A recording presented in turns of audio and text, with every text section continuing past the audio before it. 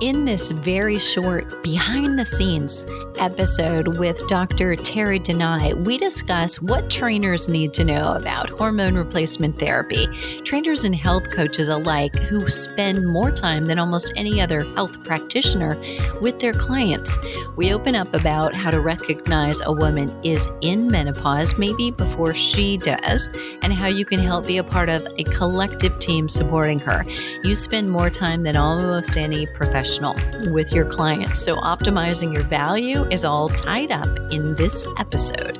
If you're not yet a Flipping 50 menopause fitness specialist on your way to increasing your clients, your revenue, and your freedom to use it, we'll link to that in the show notes as well as we talk a little bit about what is the role of a Flipping 50 menopause fitness specialist compared to a fitness professional who's operating by guidelines and by position statements that are textbook and that really don't, maybe never did, fit women in midlife. My guest, Dr. Terry Denai, is the founder of Evexius Health Solutions and creator of the Evexi-Pill method. She leads the Evexius Medical Advisory Board, hand-selecting leading experts from around the globe to support the education and knowledge resources that provide the opportunity to experience a whole new way to practice medicine that's truly transformational for patients and practitioners. Dr. Denai is board certified as a nurse practitioner, nationally renowned speaker, author, and entrepreneur. She holds advanced certifications in hormone replacement therapy, preventative wellness medicine, and functional medicine. Her career in medicine began as a hospitalist in emergency medicine, where Dr. Denai quickly realized that day in, day out, the focus was on disease management instead of disease prevention. She felt saddened and frustrated and wanted to do more for patient care. And for that, she had to know more. And that was the catalyst for what has become her life's work.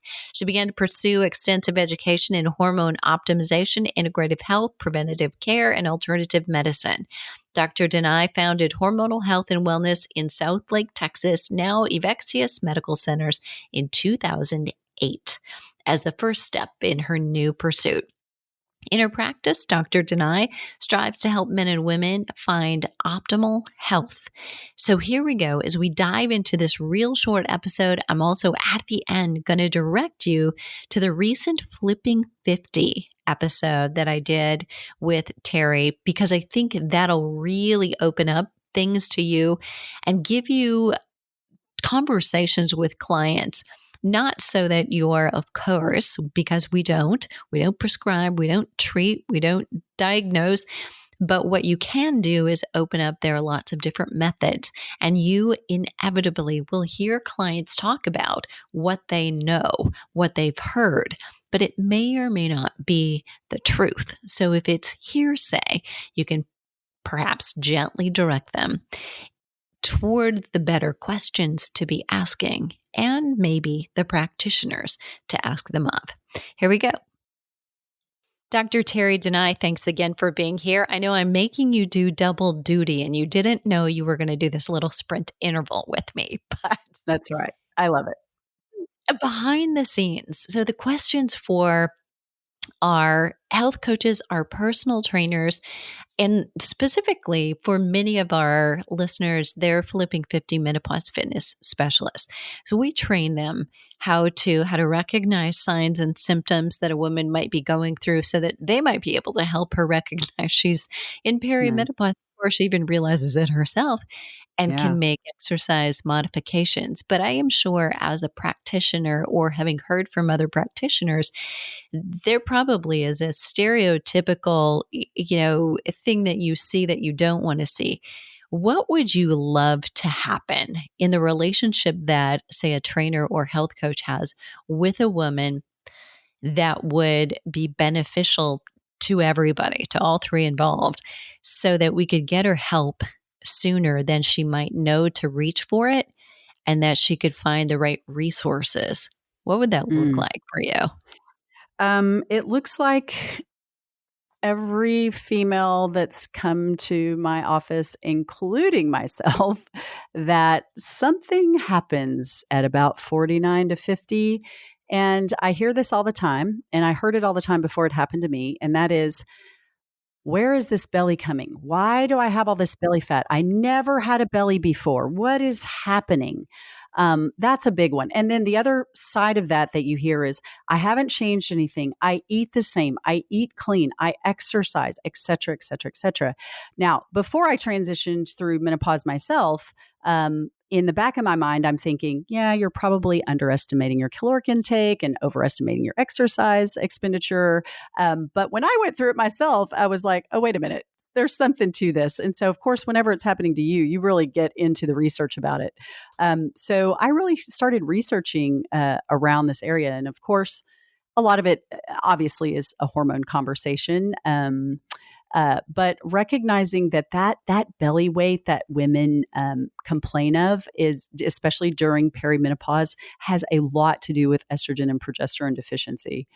Yes. And then, of course, testosterone is a metabolic hormone. So when testosterone's low, you need testosterone to build muscle. Muscle is the currency of aging, right? So, all of these factors are really important for, I think, trainers to recognize, because I think, just like myself, until, we figure these things out, we're kind of working really hard and spinning our wheels. And then a lot of people just give up. And they're just like, well, I guess I'm just going to have this 50-year-old belly, Yeah, And they do give up because they're at that point where they say, nothing I do helps. So That's right. Why don't I just do whatever I want? Yeah.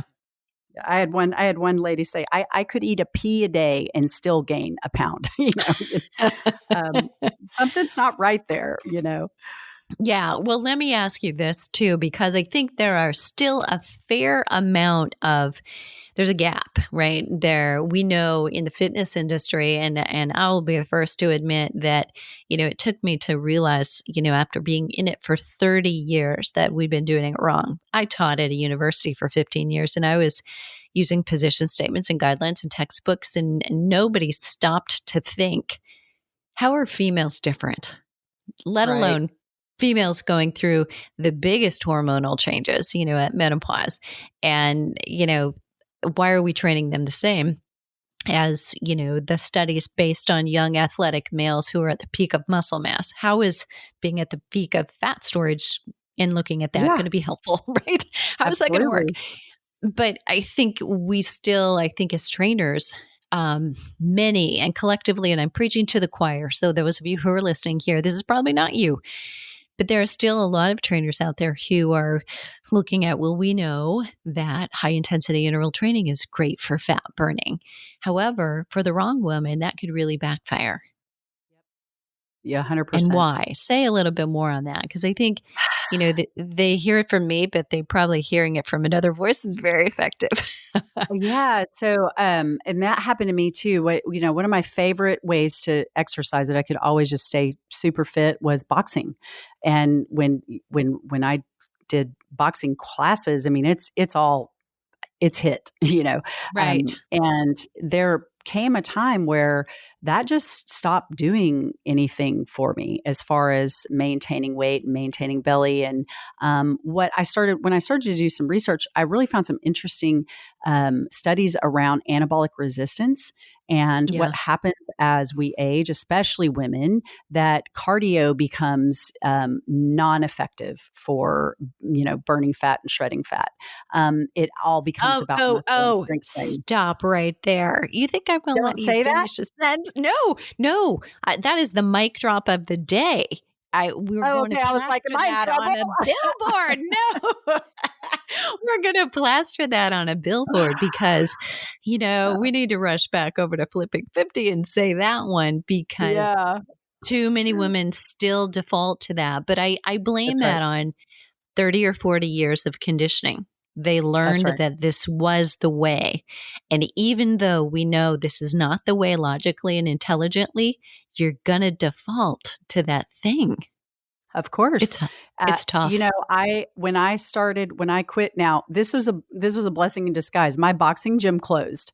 And so I had to get up to, the regular gym and just start strength training. But at the same time, I had been doing this research. And for the last 2 years, I have just been strength training and finally started shedding the last of, that extra menopause transition fluff. And I was like, wow, this anabolic resistance is really a real thing. And muscle really is currency as we age.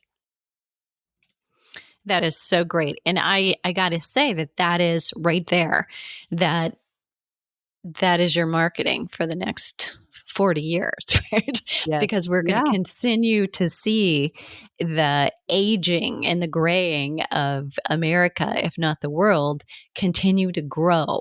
And I mean, you have your work cut out for you. Literally, you have it right there. If you use simple terms and simple words, I mean, this should drive traffic to every gym and every trainer and every studio that there is.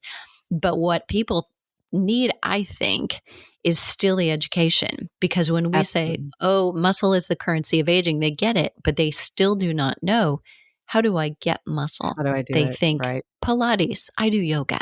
No. Yeah. You got to strength train. And the good news to me about strength training and muscle building is you don't have to spend an hour on it's not like spending an hour on a treadmill. You can really do. And as you age, I will have to tell you as well, you need to give yourself more breaks. You can really overtrain. We're seeing a lot in this world. I work with a really amazing doctor that works with elite athletes. And one of the things that he's seeing is a lot of overtraining as we get older. So we think, oh my gosh, I'm seeing some results. So I'm going to get in the gym 6 days a week and lift weights for an hour. And then bad things start happening. So that's another thing that has to be really paid attention to as we age, is this concept of overtraining. Yeah. Overtraining or under recovery. And it's an interesting thing to say, are they different? Are they the same? But, we should and we could do hard and intense workouts. It's just that we need more recovery time before we do them. Yeah. That's right. Love that. Yeah. Awesome. All right, Terry, where can listeners follow you? We're going to send them over to the Flipping 50 podcast, because I think trainers, health coaches, you're going to want to go and listen to that full episode. And we really dove into, the types of hormones. And when you know this, you can open up doors to your clients.